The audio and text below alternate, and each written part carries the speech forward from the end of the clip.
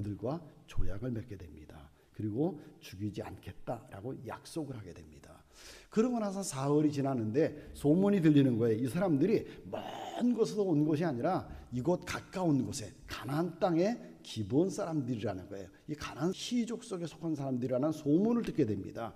그래서 여호수아와 족장들 그다음에 다른 이스라엘 백성들이 그런가 우리가 그럼 속은 건가 라고 하면서 행진해 나가다가 그 지역에 가보니까 정말 그 사람들이 기브온 사람들이에요. 가나안 사람들이었습니다. 희족속이었어요. 자, 그러면 이 기브온 사람들을 어떻게 해야 돼요? 죽여야 되잖아요. 왜? 가나안 사람들이니까. 하나님께서 가나안 사람들을 다 진멸하라 라고 말씀해 주셨습니다. 그래서 여리고 성 사람들도 아이 성 사람들도 다 죽인 거예요. 진멸한 것입니다. 더군다나 이 기브온 사람들은 어떤 사람이에요?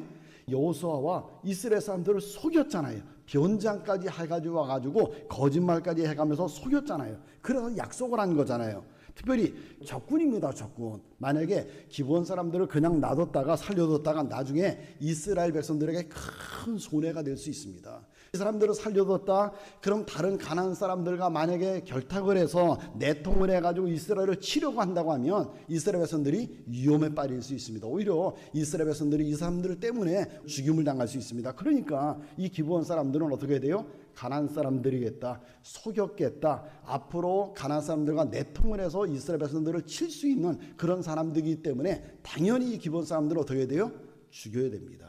그런데 여호수아와 족장들은 어떻게 하는가 하면요, 18절 말씀해 보니까 그러나 회중 족장들이 이스라엘의 하나님 여호와로 그들에게 맹세했기 때문에 이스라엘 자손이 그들을 치지 못했다.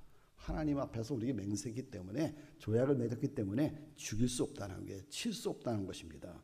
백성들이 그 이야기를 듣고서는 여호수아와 족장들에게 항의를 합니다. 원망합니다. 아니 왜 어떻게 알아보지도 않고 그렇게 조약을 맺었느냐. 제대로 좀 알아보고 조약을 맺지 이 가난한 사람들을 살려뒀다가 앞으로 어떻게 될지 아느냐라고 하면서 막 원망을 합니다. 근데 원망을 해도 약속을 했기 때문에 깰 수 없다는 거예요. 만약에 깨면 어떻게 된다고요? 20절 말씀해 보니까 우리가 그들에게 맹세한 맹약으로 말미암아 진노가 우리에게 임할까 하노니 이렇게 행하여 그들을 살려줘야 된다라고 이렇게 얘기하고 있습니다.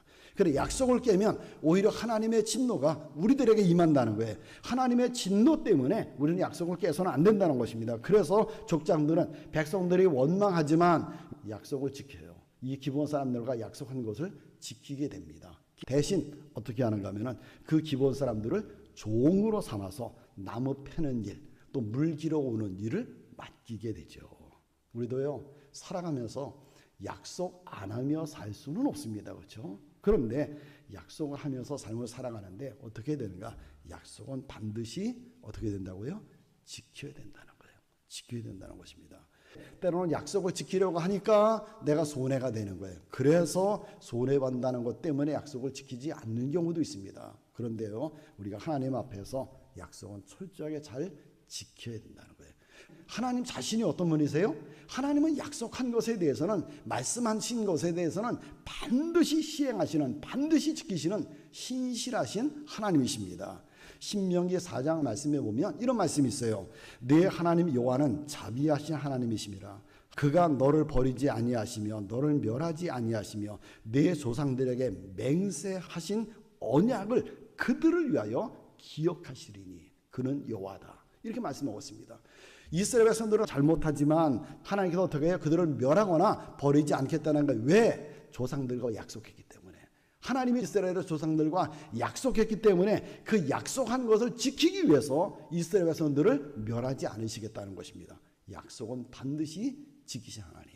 또 레위기 26장 44절 말씀해 보니까 이런 말씀도 있어요. 그런즉 그들이 그들의 원수들의 땅에 있을 때에 내가 그들을 내버리지 아니하며 미워하지 아니하며 아주 멸하지 아니하며 그들과 맺은 내 언약을 폐하지 아니하리니 이렇게 말씀하고 있습니다. 하나님은 한 번 언약한 것은, 한 번 약속한 것은 그대로 지키신다는 거예요. 폐하지 않으신다는 것입니다. 하나님은 약속한 것은요, 몇백 년이 지나도 기억해 두셨다가 그대로 지키시는 분이십니다.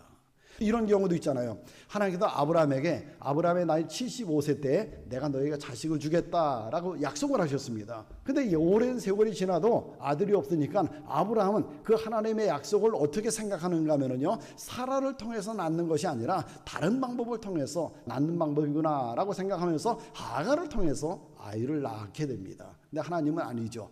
그 약속을 25년 만에 그 약속을 이루어 주십니다. 25년이 되었을 때, 그때가 되니까 하나님은 약속을 지켜주세요. 이삭이라고 하는 아들을 주시게 됩니다. 야곱이 자기 형을 속이고 아버지를 속이고 형이 자기를 죽이려고 하니까 집을 떠나서 어디로 가요? 외삼촌네 집으로 가게 됩니다. 도망을 가다가 첫날 밤을 맞이하면서 루스라고 하는 곳에서 그가 하나님 앞에 기도를 하죠. 하나님께서 야곱에게 약속해 주십니다. 내가 너와 함께 해주겠다. 내가 이곳으로 돌아올 때까지 내가 너를 떠나지 않겠다. 너 지켜줄게. 하나님이 약속을 하십니다. 그리고요, 20년 만에 야곱이 무사히 돌아올 수 있도록 하나님께서 지켜주시고 보호해주시고 도와주시고 베델로 다시 돌아오도록 만들어 주십니다. 그래요.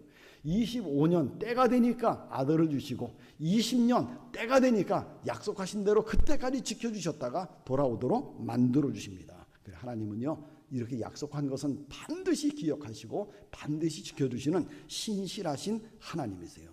그렇기 때문에 하나님은요, 하나님의 백성인 우리들 어떻게 하기를 원하세요? 반드시 약속을 지키기를 원하고 계십니다. 그러므로 우리도 약속했다, 어떻게 해야 돼요? 잘 지켜야 돼요. 반드시 지켜야 돼요. 그렇다고 하면 생각해 보시기 바랍니다. 나는 약속을 잘 지키는 사람인가? 내가 누군가에게 약속한 거, 내가 누군가에게 한 말에 대해서 내가 잘 지키는 그런 사람인가?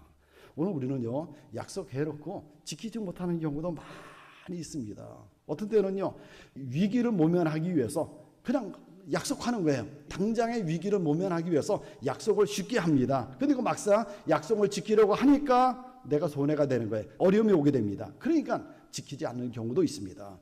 또 어떤 때는요, 반드시 지키겠다라고 하는 마음을 갖습니다. 그런데 시간이 지나면서 지킬 수 없는 상황이 될 수도 있거든요. 그러다가 보니까 또 지키지 못하는 경우도 있습니다. 그러나 어떤 이유로 인해서든지 약속을 했다고 하면 약속은 어떻게 해야 돼요? 반드시 지켜야 하나님이 기뻐하십니다. 하나님은 우리가 약속한 것을 반드시 지키기를 원하십니다. 근데 어떤 분들 보면 저도 그런 경우 있을지 모르겠습니다만은 내가 지킬 수 있는지 없는지 이렇게 약속하면 이게 지킬 수 있는지 없는지 나중에를 생각하지 않고 그냥 쉽게 약속을 해버립니다. 그래, 내가 어떻게 할게, 그래, 내가 줄게, 이렇게 해놓고는 까마득히 잊어버려요. 그냥 까마득히 잊어버립니다. 그 상대방은 약속 지키기를 기다리고 있어요. 그런데 나는 까마득히 잊어버리고 있습니다. 상대방이 뭐라고 생각하겠어요? 그때 나한테 이렇게 해주겠다고 말했는데 왜 안 하지? 왜 저분이 왜 저러지? 정작 본인은 다 잊어버렸는데 그분은 어떻게 해요? 다 기억하고 있습니다. 그렇게 되면 신실성이 떨어지게 되죠. 이런 일이 몇 번 반복되다가 보면 믿을 수 없는 사람이 되어버리게 됩니다. 그러므로 약속은 잘 기억하시고 반드시 지키셔야 됩니다. 만약에 약속을 지키지 않는다, 어떻게 생각할 수 있어요? 상대방을 무시해버리는 것이 될 수 있습니다. 또 하나님이 다 들으시잖아요. 하나님이 약속한 거 다 보시잖아요. 그렇다고 하면 약속한 것을 보시고 들으시는 하나님 앞에서 약속을 지키지 않는다고 하면 그 하나님을 무시해버리는 것이 됩니다. 신앙 없는 모습이 되어버리게 되죠. 그러므로 우리는 신앙을 가진 사람이니까 약속을 진실하게 지키시는 하나님의 자녀들이니까 어떻게 해야 돼요? 약속을 잘 지켜야 됩니다. 신앙인은요, 약속을 지키는 모습까지도 믿지 않은 사람들과는 다른 모습을 보여줘야 돼요. 정말 믿는 사람들은 신실하구나, 정말 믿는 사람들은 다르구나, 역시 교회 다니는 사람 다르구나, 이런 모습을 우리는 보여주어야 됩니다. 그러므로 약속을요, 가볍게 여기지 마시기 바랍니다. 어떤 약속이든지 약속을 소홀하게 여기지 마시기 바랍니다. 신중하게 하고 약속을 해야 되고요. 약속을 했다고 하면 그것이 누구와의 약속이든지 간에 반드시 꼭 지켜야겠다는 마음을 갖고 지켜야 됩니다. 그럴 때 하나님이 기뻐하시고요. 하나님이 함께 하시고요. 약속을 지킬 수 있도록 우리를 도와주시고요. 그래서 하나님이 영광을 받으시게 됩니다. 여러분, 한번 이 시간 생각해 보시기 바랍니다. 내가 혹시 누구와 약속한 것은 없는가? 약속한 것은 없는가? 한번 생각해 보시고요. 여러분들에게 손해가 되더라도 그 약속은 꼭 지키시기 바랍니다. 또 한번 생각해 보세요.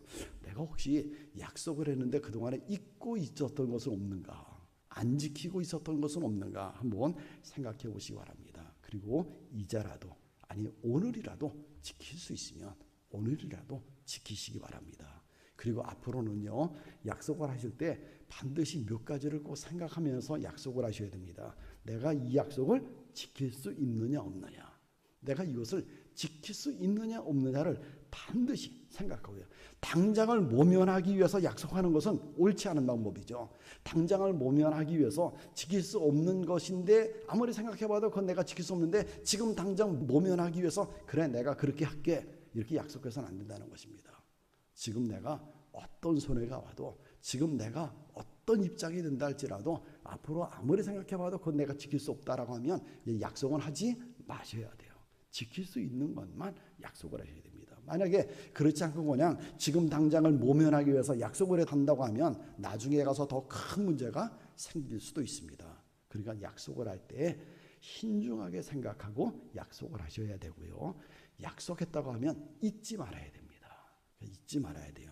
또요, 약속을 지키는데 내가 어떤 손해가 되더라도 약속은 지켜야 됩니다. 약속 반드시 지켜야 한다고 하는 마음을 가지고 약속 잘 지켜서 하나님 앞에 영광을 돌리면서 살아가시는 신실한 하나님의 자녀들이 되시기를 주님의 이름으로 축원합니다. 이 설교를 들으시고 생각나는 분이 계시면 보내주세요.